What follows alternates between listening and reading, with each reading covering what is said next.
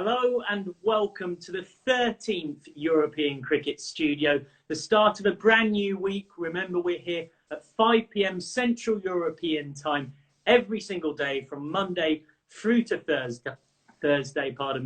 My guest today is former England player once upon a time, but a man who's had a fascinating journey through Danish cricket that we're going to hear all about, Amjad Khan.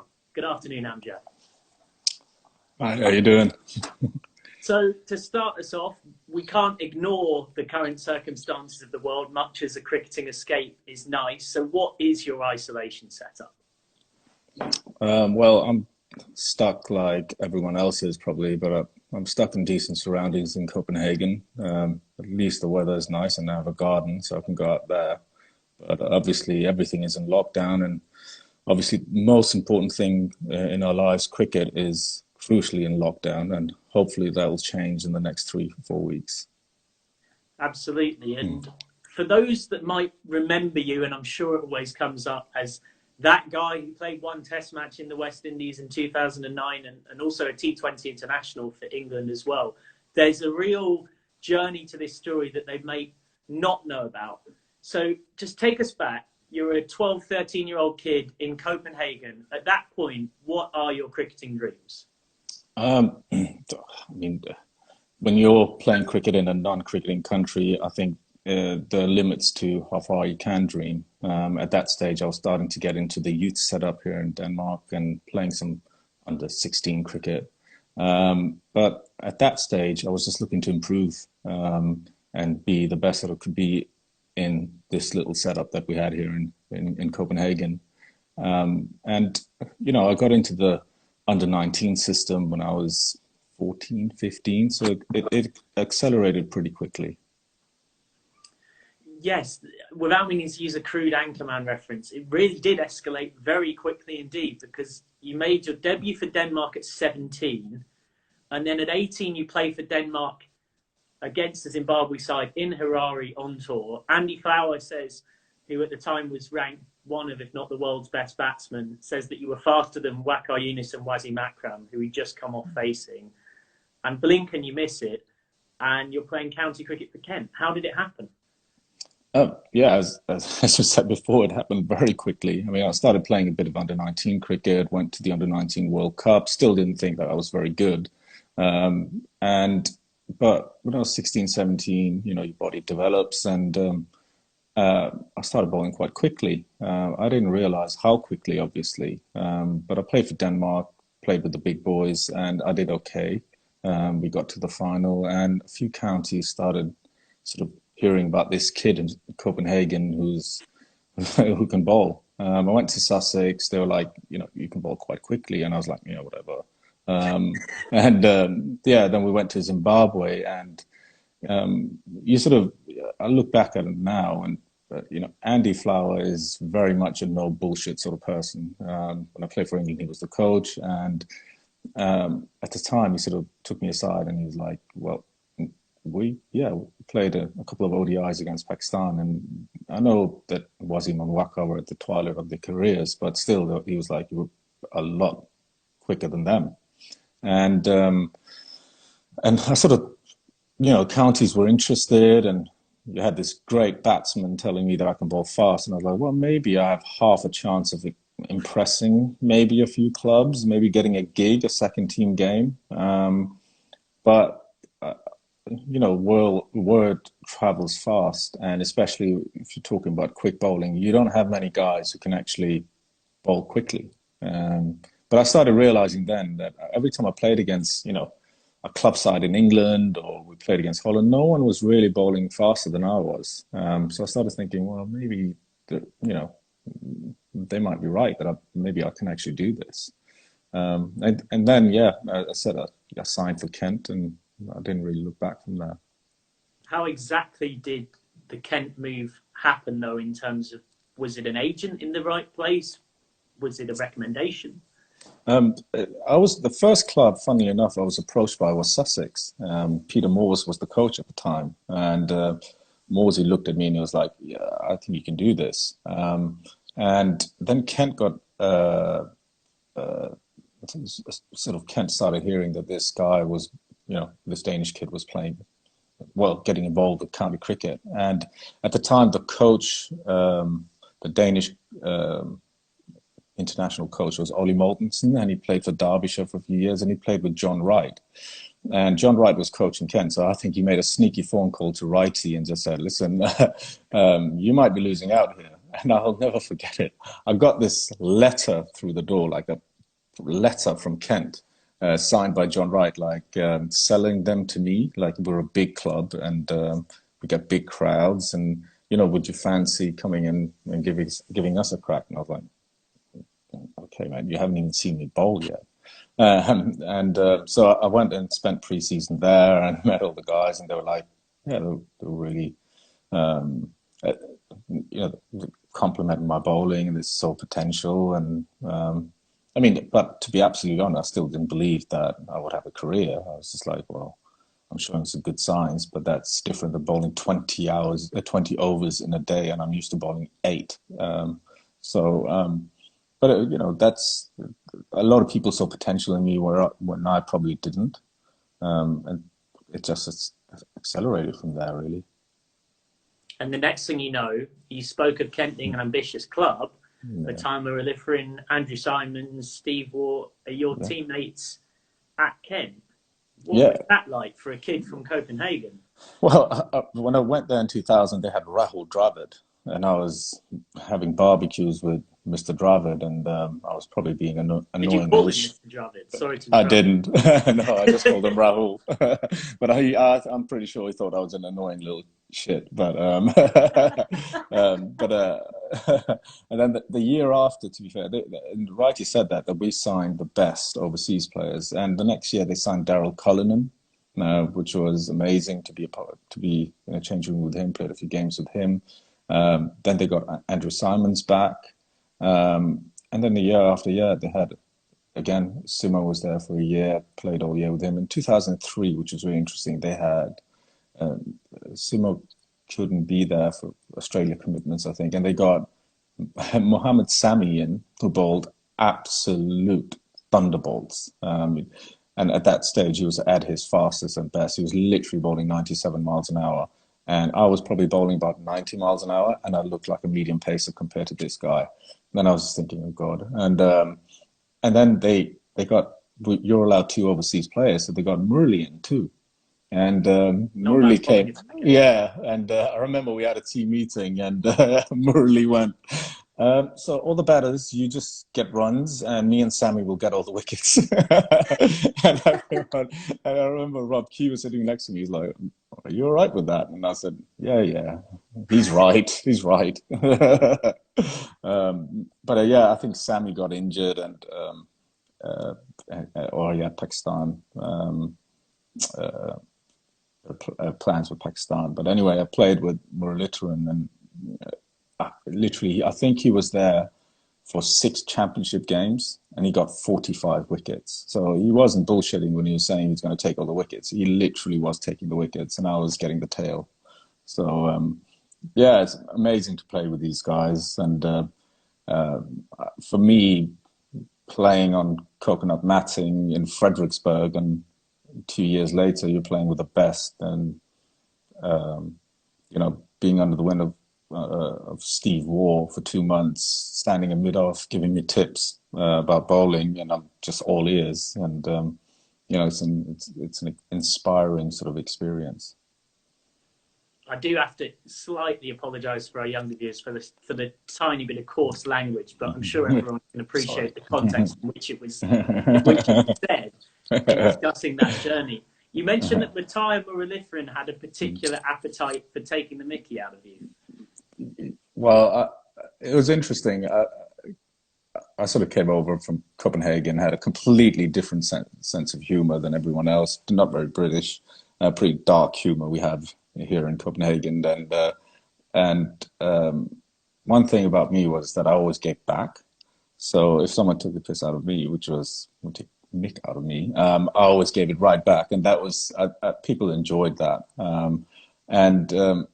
But Steve Waugh said, I kept taking the mick out of Steve Waugh when he was there. I was like, he was writing this book, and I was like, I know you've just met me, but I need to be in your book.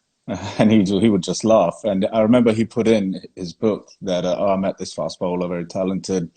Never met anyone with more nicknames than Amjad Khan. And it was like, that's the persona. That's, I take the mick out of everyone in the change room. That's what I do. But Murli just took it 10 levels higher and was always taking the mick out of everyone, always smile on his face, very knowledgeable about the game. But he sort of realized that every time he went at me, I gave it back. And that was just an invitation for him. It was non-stop. It was even like we left the field and he'd be sending me messages like, like, better do better tomorrow. It's like abusing me. It was really good. It was good fun. You mentioned he to me when on the phone earlier that he ended up chasing you around the changing room at one point. Yeah, because I used to be very enthusiastic every time I got a wicket, and Murli would imitate how I would celebrate my wicket. So Murli would run after me like with his hands like all around the changing room in front of all the players, and I would obviously try to run away, but I mean, that's the character he was. Fantastic character. Which of those players or anyone would you say you learned the most of, and why, and what did you learn? It's interesting. You always learn from greats, the greats of the game. You just you speak to them, and it's like you go away with something. I think for me, I thought Steve Waugh. He was only there for 2 3 months, but like just his mentality, very calm but fierce at the same time. And even at that young age, he sort of taught me, don't be afraid of trying something different, explore your skills. I think that was, I think Andrew Simons was, I think there was, the Kent members voted recently that he's the best overseas they've ever had. And it was really interesting with him. It was more the mental side of things. I mean, he's a fierce competitor, hardcore, fierce competitor. And, I think most opposition teams would say that he's a big guy and he's very intimidating. And I think as I said, this little kid, 80 kilos, trying to bowl fast, and he was like, you have to be more fierce. And not in that language, by the way. But he was literally telling me to be more in people's faces, be more aggressive, have a persona about me. And that's a huge part of the game. So yeah, I sort of picked up things from different players, but I think Steve Waugh, Andrew Simons, definitely I learned a lot from, but in different ways. Did you go the full Andre Nell in terms of having Gunter and developing a full-on extra character that comes out when you're on for a spell? I know I couldn't. I didn't. I couldn't. I literally couldn't. I mean, I would get fired up, but for me, it was. I enjoy life too much, and I enjoy cricket too much too. But it was more. I mean, Rob Key. I hate to say it, had a massive influence on my career, and Keezy. Wanted me to compete with the ball, and we would have, instead of me being in people's faces, which isn't really in my nature. He was like, okay, if you're going to be aggressive, then you got to hit people in the head. So I developed a really good bouncer, and people hated facing me because I would hit people in the head every game. And that was Keezy. It was like, so for example, to show aggression. If nothing was happening, flat wicket, Keezy would go up, round the wicket, and I would come round the wicket, everyone round the bat, and I would just try to kill people, try to hit them in the head, throat, and that was my aggression. So I never went Gunther, I never went 100 but I think people will say that I was a nasty bowler. So I let the ball do the talking a little bit. And obviously, bringing it into the present, I hate to remind you of it, but you are almost 40. How does the Amjad Khan bowler today compare to that Amjad Khan bowler in professional cricket? Well, I can definitely feel that my body is not 23. years old anymore. There are carbs are saying I'm 46. So Phil knows back in. So Yeah. Michael Carberry's just joined Yeah. and has added 7 years So, on yeah, to 7 years, Amjad's 7 current years. age, and also Ramiz is back. Yeah. Now, Michael Carberry's actually brought in a perfect segue for me to mention that if you want to get questions into Amjad, feel free to fire them in. We'll get to a few of them today, and then those that we don't get to in the mailbag, you can either send them through on the European Cricket Studio or just send them on Wednesday, where we'll have Amjad back once again to answer them. But just explain for us, what's this Ramiz thing about? No, it's he reckons that I look like Ramiz Raja, the Pakistani commentator batsman, which is completely out of order. Carbs, you know better than that, buddy. But I do say that he looks like Gus Logie, West Indian player, but he seems to disagree. I'm not sure why. But on your bowling, the Amjad Khan today, who for those who might not know, you are still playing and hoping to get to the European Cricket League at some point with KB. How does he differ from the guy who was bowling 90-mile-an-hour bullets once upon a time? Because you were mentioning that the body maybe isn't quite what it was. Yeah, it's interesting.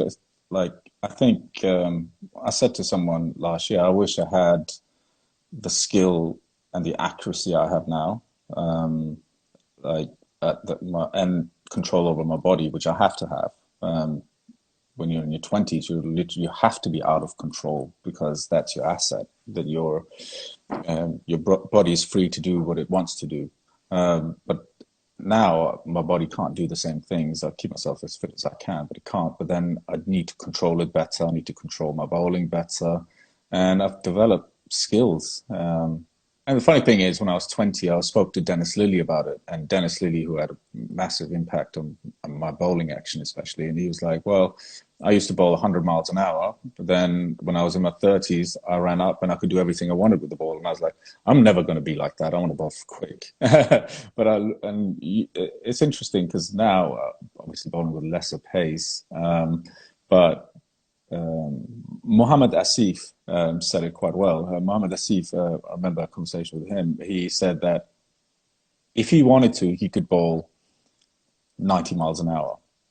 But he said, but I don't need to because I get wickets anyway. And why waste my energy? And, he was one of my favorite bowlers of all time. He could if he wanted to. I can't anymore. But the satisfaction of being able to use your skills is as rewarding. Lee Wiki chips in with a comment. 10 overs of wheels for Bromley boys. That's how he bowls these days. So Bromley is Amjad's club in England. Yeah. Still very much in those sort of Kent roots of his career. Of course, for those who don't know, did also play for Sussex too once upon a time. And so your commitments are kind of spread between England and Denmark these days. But on KB, so for those that don't know, the 50-over competition in Danish cricket has been won by your team KB back to back.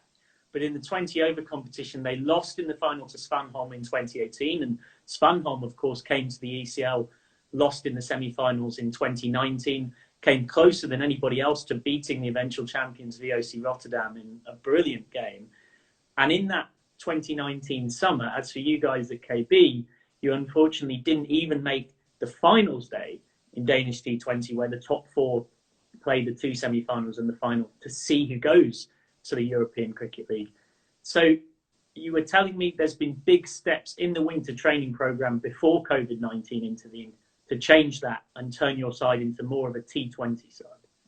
Yeah, 100%. I mean, we spoke about it before we went online, that there's obviously a world of difference between playing the longer or longish format of the game and the shortest almost, which is the T20. I know there's T10 now as well. But I think for us, the club in Denmark, I would say that quality-wise, we probably have the best players, manpower, but we haven't utilized that well enough in T20 cricket. And we saw that with England as well, doing really well in Test cricket, neglected the limited overs cricket, crashed out to Netherlands at one stage, no disrespect, and to Bangladesh at some stage too. And you have to find a way that works in T20, which is often quite different than the other formats.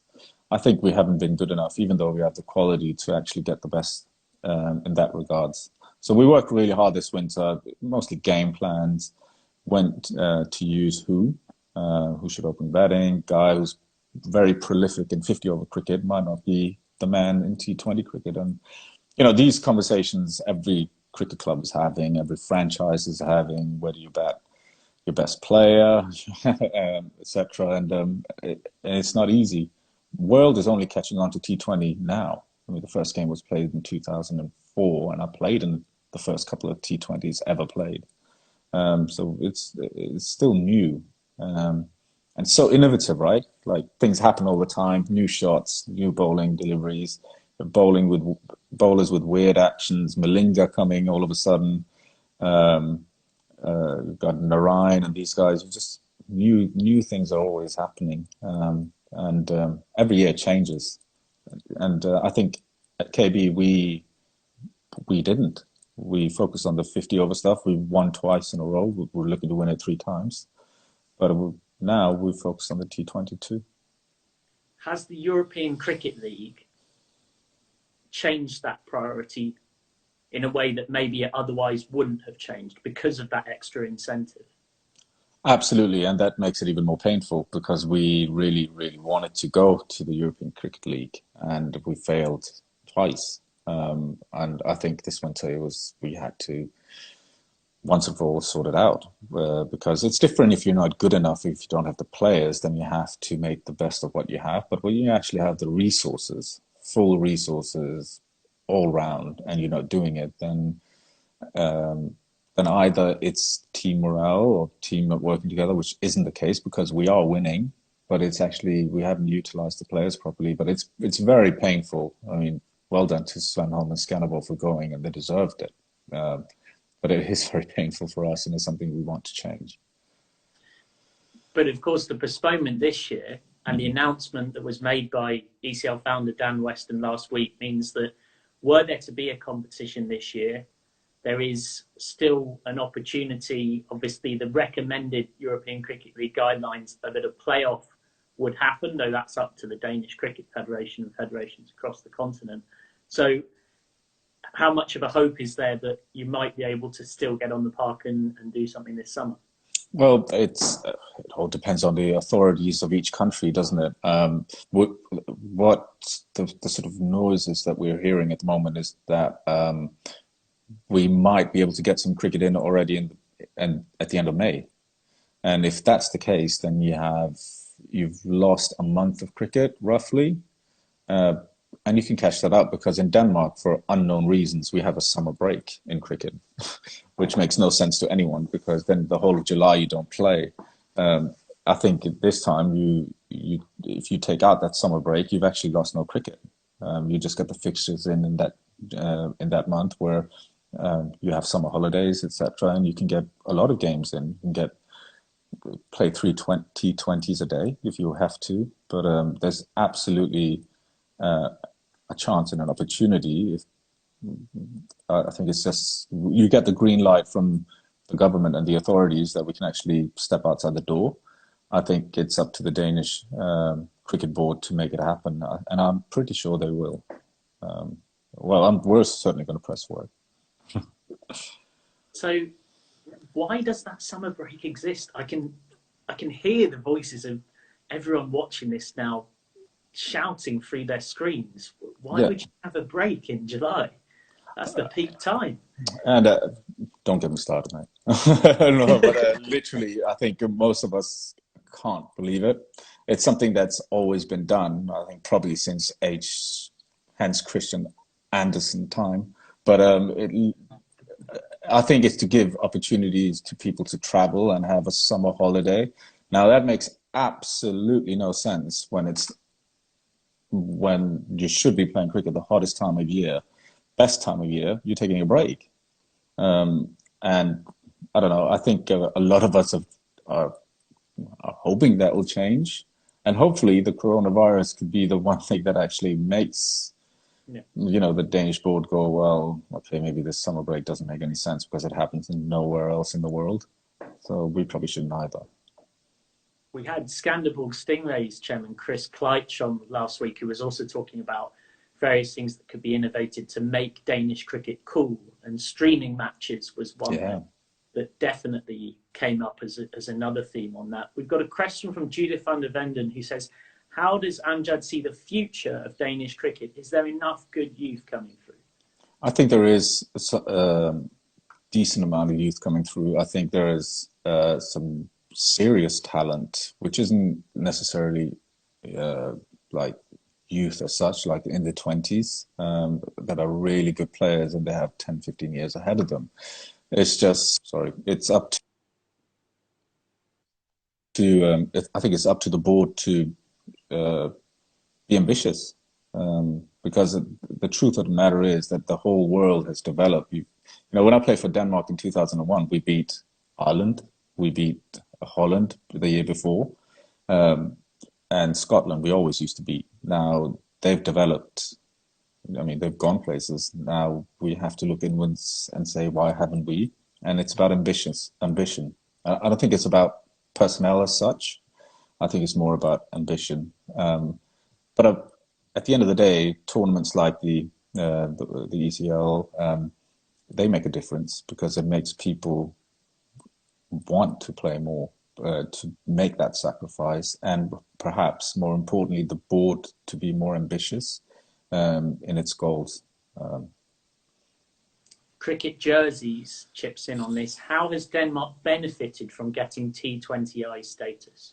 Well, I don't think that Denmark has any status when it comes to T20. I think that they just play, they can, I think they're qualifying to get some sort of status, but at the moment, any game time, any tournament that is either through ICC or ECL, Danish players are crying out for it. So the more the merrier, the more cricket they play abroad, the better. I know that they were set to be in the ICC's brand new Cricket World Cup Challenge League, yeah, along these lines before the coronavirus intervened. And we can't speak about Danish cricket without acknowledging last summer, you alluded to sort of watching on in envy a little bit. What did you make of Svanholm's contribution to ECL 19? Because with the likes of particularly Mads Henriksen always stands out, but across all of that team, Subminir with that run out, they seem to bring so much character and excitement to the competition. Absolutely. I mean, I think the players that you've just mentioned again showcases some sort of talent, and that's a great sort of environment, and it's on TV and it's being streamed and stuff. It brings out the best in some people, and someone like Mass, who is a very good talent and a serious talent, it sort of shows the world that the players in Denmark are actually good and can compete at a decent level. I think it's time that you're ambitious and you set out goals like Holland did, like Ireland did, and you try to achieve them with the players. You sound like you're slightly out using this interview as a chance to kind of outline Amjad Khan's manifesto. Is a move into cricket administration beckoning at some point? No, that's not for me. I've taken the legal route. I sort of thought that when I retired, I had to make the decision in terms of what I was going to do, and I never felt that cricket admin or cricket coaching was for me, not at a long term. I think cricket for me has always been the joy of playing. I think that's why I'm still playing when I'm 39. It's because I have a passion for playing the game, not so much administrating it or coaching. Well, I know you're in intellectual property law, so if someone starts the Cricket in Europe studio or the Cricket in Europe League, you're the first person on our list to give a phone to get that sorted out. I'll make all the necessary registrations and protections, don't worry. And that's something we'll definitely touch on Wednesday, because we're slightly running out of time now, and we'll also go into a lot more depth about Amjad's brief but fascinating spell in that England setup on that West Indies tour and that journey of his career. If anyone's got any final questions for Amjad for this particular chat, this is pretty much your last opportunity to get them in. Michael Carberry's chipped in saying the Prince of Denmark. And Judith van der Venden points out that last year's Svanholm team, of course, missed the Danish captain, which would have been one heck of an addition to their roster. Is there anything else particularly on Danish cricket you'd like to see changed while you've got this platform to say it with the World War? No, I think it's important that the national team is prioritized and they're given as much opportunity to play abroad. And I think if you want to develop players, you would have to send them abroad and play competitive cricket abroad. The game is obviously progressing rapidly because of T10, T20, and Danish cricket can't just stay where it is because the world will change rapidly as it did. We need to learn those lessons now. Do you think it's been guilty of standing still? I think so. I think that that's not my opinion. I think that's the proof is in the pudding. The whole world has moved on, but Danish cricket didn't. I know there's some, for example, Ireland, it's easier for them to produce players. I think perhaps Holland got players in from, South African players, etc. But you can't run from the fact that in Denmark you have one grass wicket. That's it. I think that shows a little bit of lack of ambition. I think you should look to expand on that. You should be playing on grass wickets everywhere rather than matching, which you still do. I think that's a small thing you can do. And then send players to play in Kent League or whatever, in leagues in England. That's how they'll improve. And then stuff starts happening, right? You have someone who goes to the Kent League, picks up 50 wickets, Kent go, oh, all right, who's this? And then you get a crack in the second team, you get a few wickets, and all of a sudden you have a contract. But again, it has to be enabled for the players. Just creates that sort of snowball effect. We've got one very last question that's been fired in after I put that memo out to the world, which is Hamad Wardak says, what is the best diet to have before and after a match? Okay, before a match, you should try to eat as much protein as you can. But I sort of found that, that's meat, obviously fish, eggs. But I really found that what helped me the most was I would have my own meal, but I would always have porridge on the side. And I can't explain why. I mean, there's obviously fiber and stuff like that, but as much protein as you can, but definitely try porridge, especially in the morning, and a big bowl of it. It sort of keeps you sustained, gives you energy throughout the day. There we go. That is very specific advice, and I'm sure it will be taken on board. Final closing comment comes from Michael Carberry, who sums it up better than I, and I think anyone could. Says, amazing achievement, my friend, to come from a country that didn't play Test cricket to achieve a Test cap, a wonderful pioneer. And whilst, of course, that Test match ended in a frustrating draw that we'll get on to discussing more about on Wednesday, one heck of an achievement to get to that point. We're really excited to have you back on Wednesday to discuss a lot more about that. And in the meantime, please do get your questions in. But for now, thanks very much for your time, Amjad Khan. No problem. Thank you. Brilliant. Thanks, Amjad. Thank you. So that was Amjad Khan discussing all things to do with Danish cricket and his fascinating journey to get to where he got to in the professional game, and now back out the other side doing brilliant things in developing Danish cricket and still very much loving playing himself as he tries to get into the European Cricket League. Before we let you go, though, some important bits of admin to go through. www.ecn.cricket is the place to go. Remember, the quiz is back this week on Friday through to Sunday. It's 6 questions. It's not terribly difficult, but just difficult enough that you might have to root around for the answers. Keep an eye on the studios as well, because there'll be a question that comes from my chat with Amjad on the Wednesday. And we've also got a special where I'll be speaking to a couple of people behind the ECL anthem, and a question that comes from Vin Sandhu's show on the Thursday.